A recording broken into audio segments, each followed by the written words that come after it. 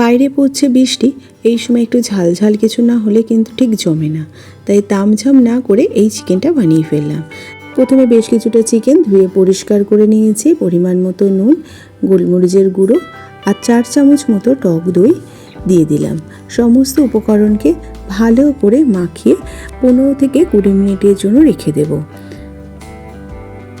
15-20 minute পর ফিরে এলাম। ক্যাপসিকাম দুরকমভাবে টুকরো করে নিয়েছি, ছোটো ছোটো টুকরো করেছি কিছুটা, আর একটা ক্যাপসিকাম একটু বড় সাইজ করে কেটেছি। মিক্সি জারে বেশ কিছুটা পরিমাণ পেঁয়াজ, রসুন, বড় টুকরো করে কেটে রাখা ক্যাপসিকামটা নিয়ে নিলাম, আর ছোটো টুকরো ক্যাপসিকামটা রেখে দিলাম, পরে ব্যবহার করব। পরিমাণ মতো লঙ্কা দিয়ে একটা মিহি পেস্ট তৈরি করে রেখে দিচ্ছি।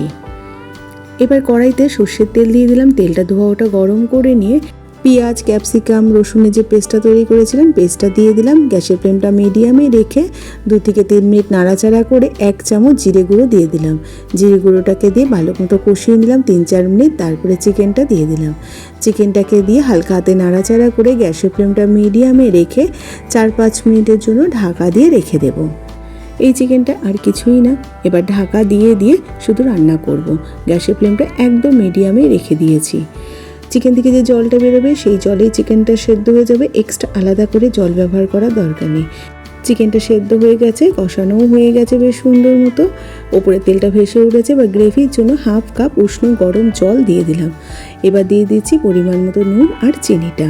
তারপরে দিয়ে দিলাম ক্যাপসিকাম, যে ছোটো ছোটো টুকরো করে রেখেছিলাম ক্যাপসিকাম, আর কাঁচা লঙ্কা। এই রান্নাতে ক্যাপসিকাম আর এই কাঁচা লঙ্কার গন্ধটা দুর্দান্ত লাগে। তারপর আরও কিছুক্ষণের জন্য ঢাকা দিয়ে রেখে দেবো, গ্যাসের ফ্লেমটা মিডিয়ামেই রেখে দিয়ে। বেশ কিছুক্ষণ পর ঢাকাটা খুলে নিলাম। বেশ সুন্দর উপরে তেলটা ভেসে উঠেছে, গামাখা হয়ে গেছে ঝোলটা। এবার 1 চামচ বাটার দিয়ে ঢাকা দিয়ে রেখে দেবো যতক্ষণ পরিবেশন না করছি। বেশ কিছুক্ষণ পরে আমি পরিবেশন করে দিলাম।